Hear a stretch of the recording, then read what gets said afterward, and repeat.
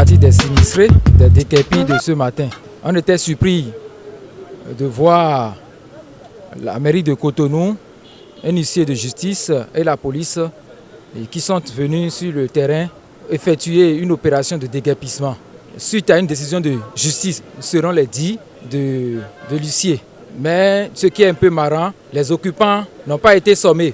L'huissier n'a pas sommé les occupants du terrain. Jusqu'à l'heure où je vous parle, aucune sommation n'est venue du propriétaire ni d'un huissier. Alors je me suis rapproché de l'huissier pour lui demander même que les occupants n'ont pas été informés. Et il m'a dit que le propriétaire du moins a été informé de cette opération de déguerpissement. Le chef quartier, interpellé sur les lieux, elle-même, elle a dit qu'elle n'a pas été informée. Le chef d'arrondissement, nous sommes dans le 13e arrondissement, le chef d'arrondissement aussi n'était pas présent lors de l'opération. Ce matin, on est venu là. Ils sont venus seulement dire de ramasser les choses. Nous ne sommes pas prévus. Et on a été obligé de ramasser ce qu'on peut ramasser. Tout a été cassé, le reste a été cassé. Nous ne sommes pas avertis. Est-ce que le propriétaire est venu vers vous pour vous aider? Nous ne sommes pas avertis. Les choses des gens sont cassées. Les gens ont le matériel ici.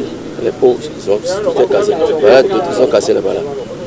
Bon, aujourd'hui, tout matin que moi je suis venu au boulot. Bon, vers 9, vers 10 heures comme ça, on est là. Il y a les gens qui sont rentrés dans le vent. Bon, ils ont métrage dans la main. Donc moi je pense que c'est les géomètres. Vous avez compris maintenant. Bon, c'est là qu'on est là maintenant. Et ils ont pris leur métrage pour voir le mesure. Dans quelques secondes, les policiers sont venus avec tracteur. C'est de là qu'ils ont commencé à casser les trucs. Donc, c'est là que c'est... Il faut pas vite incident, j'ai un incident. Mécanicien, pour faire le thème, pour avoir un atelier d'office. Pour avoir un atelier. Bon, ouais, mais il doit faire il y a un cas Léandre. Bon, les émises d'office depuis 1983. 1983. Et ouais, les émises d'office. Pour les gens, fier qu'on aime. Bon, cas d'office. Quand on a dit que là, mais disons, en 2020, et ouais, on va vous dire, mais il y a des filles qui ont des mêlées photos. Ah, mais tant qu'à ouais, et on, dès le moment où il y a quelqu'un qui m'a dit là, quoi toi et là, mais pour les filles, il y a qu'à dire beaucoup, il y a qu'à dire Léandre beaucoup. On doit m'y aller, on y a quoi d'ailleurs, oui, mais des, il y a ma bouille, on y va, et il y a ouais, bon, il va être tribunal.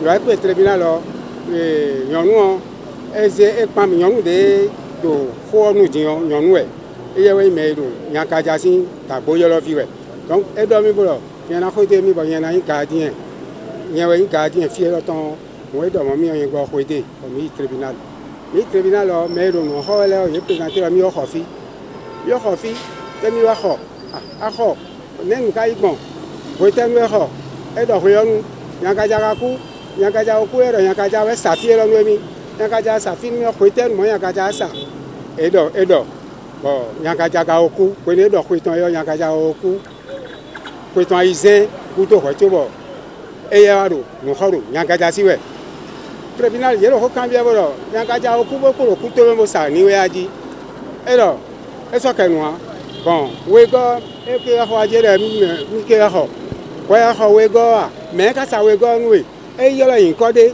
il y a là il y a cambio maman tu es quoi poison quoi toi c'est vieux mais il y a et tout a dit un des il y a qu'à dire de quoi c'est sur là ouais bon il y a qu'à dire sur là et ouais ça des donné il y a qu'à dire des soit ça fini il y a qu'à dire au coup et au bureau paysan ouais couteau quoi tu vois il y a comme faut tenir les bénis de temps on dit comme faut tenir les riban pour et là il y a mis sur le pot mais ouais mais ça le moyen mais ouais mais ça le moyen mais ça le moyen mais quand d'ailleurs j'ai pour les cas ouais j'ai pour qui pour ça doit continuer pour aller les mini ramasser mini belle mi là ma ya le dos à dans des les temps c'est garder voir pas on les bonne on y a le quoi de yon on y a le de on a vidien ben et là les le croire de dans des y a une fille il y a le fille il y a ma molé et de bon il y a dit que on doit beau nga do ho gbo bon nga to ni do ye de ni kofi le kofi gbon ne do e de to ye be ku foto mo ni ye